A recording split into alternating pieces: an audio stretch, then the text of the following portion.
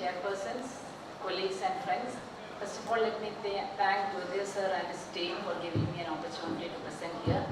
Now, this is something, a very different topic from whatever we have earlier, we have been hearing.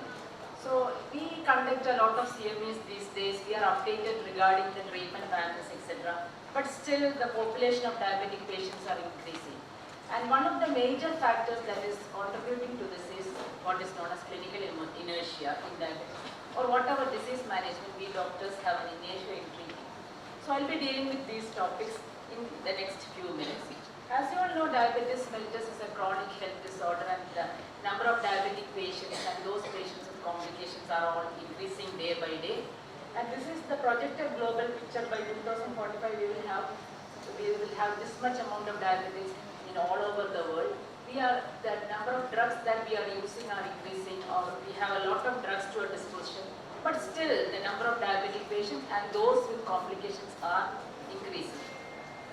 And as you all know, the diabetes has a lot of acute as well as chronic complications, and that HbA1c control is one of the main factors that determines whether the patient will go on to develop complications.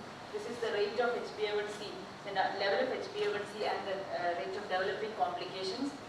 So these are all well known to us, and we follow more stringent diabetic control in patients who are disease duration is less, or if life expectancy is very high, etc. And less stringent. These are all well known to all of our treating physicians, and also that the microvascular complications are more whenever you have a high HbA1c. And we also know that the initial diabetic control that we make, that is the legacy effect that will be remembered by the body, and the body will maintain that for a long time even if we relax the controls. And we have a lot of guidelines like ADA guidelines, AACE guidelines, etc. But still, the number of diabetic patients are increasing, the number of complications are increasing, all the healthcare centers are full of diabetic patients. Why? So there comes the role of clinical inertia, or what the main factor, one of the main factors may be this inertia that we face. What is it defined as? It is defined as a failure to initiate or intensify therapy according to the guidelines prescribed. And the concept represents a lack of appropriate modification or therapy. Starts from lifestyle modification. Even at the stage of lifestyle modification, we are bound to tell the patient that we have to modify the lifestyle and initiate insulin therapy. It is not only with the starting of the OHA or treatment. So despite the development of new medications over the past decades, a significant proportion of patients with type 2 diabetes fails to achieve glycemic control because of this clinical inertia of the healthcare providers. And what does it do? It delays the intensification of treatment. It places a large proportion of patients at risk of experiencing suboptimal glycemic control for years before the treatment is intensified.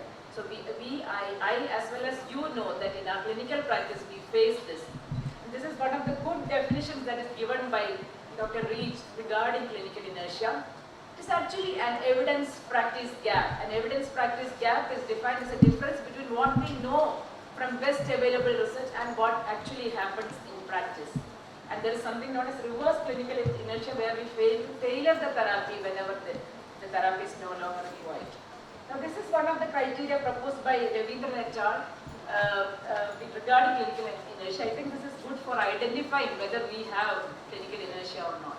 So this is apparent clinical inertia, that is in some cases, because considering the safety of the patients, we may not start the treatment in the guideline. That is something that is apparent clinical inertia, which is permissible. Now due to this clinical inertia, what do we do to the patient? We give them a glycemic burden. It is estimated that an average patient accumulates 5 years of HbA1c more than 8%, and 10 years of glycemic burden if HbA1c is more than 7% before initial insulin therapy is initiated. So that is the glycemic burden that we give to the patient. So whenever each patient we see in the OP or hospital, we have to think of this. Now what are the levels at which we face this clinical inertia? It can start from the pre-diabetes stage through the diabetic management, the complications, all these levels there is the inertia that we face. Now what are the factors affecting it? The major factor, the one in green, is the provider-related factor, which is contributing 50% of the cases. Then comes the patient-related and the system-related. So we are the main culprit in the clinical inertia. Now, what are the physician factors? The main is the lack of time, especially in a government setting like mine, where we have a lot of patients and we cannot talk to the patients. We just scribble the treatment. We do not have a support, lack of training. Some of the young doctors or those who do not know the guidelines, influence of other specialties, the difficulty in making decisions, and we know the guidelines but we disagree with the guidelines. These are all the physician related. Now there are umpteen number of patient related factors which I am not going to in detail. And the system, this is again another thing that can be, that is one of plays a part in clinical inertia. Resource limitation, lack of healthcare availability, no active outreach to the patient, no decision to supporting team, no team approach. All these are playing a role in the development or in the process of clinical inertia. Now what is the prevalence? We think that it is prevalent only in developing countries like us. No, it is prevalent all over the world. This is one of a study by Kunti et al. Which shows that it took 3 years to intensify from 1 oral to 2 oral anti-hyperglycemic drug. If for an HbA1c of more than 7% in UK, and in urban African Americans, again, the treatment was only intensified at 50% of the clinical results.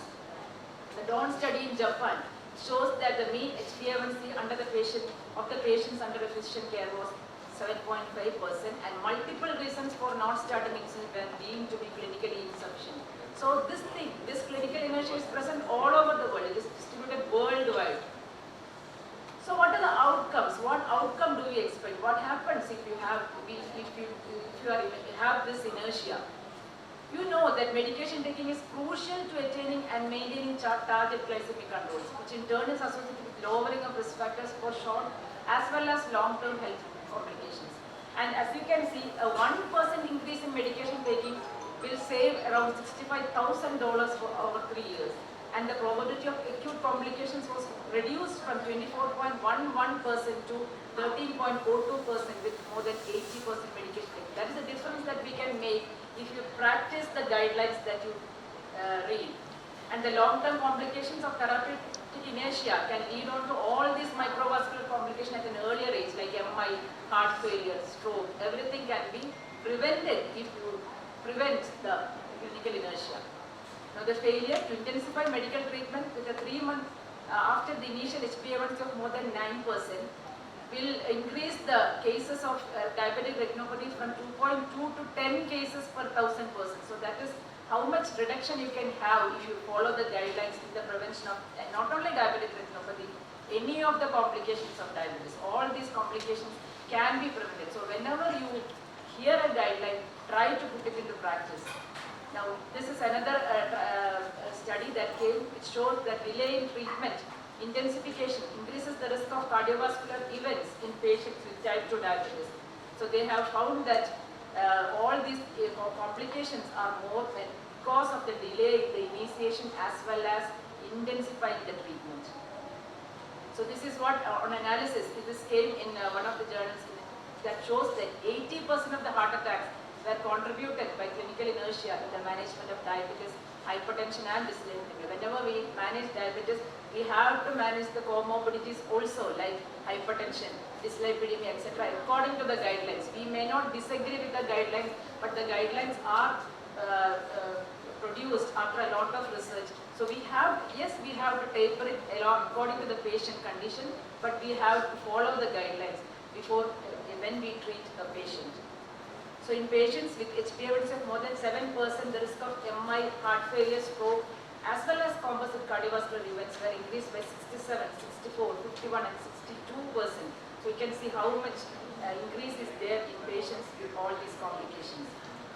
Now you also know that achieving glycemic targets earlier in the diabetes disease process can have long-term benefits.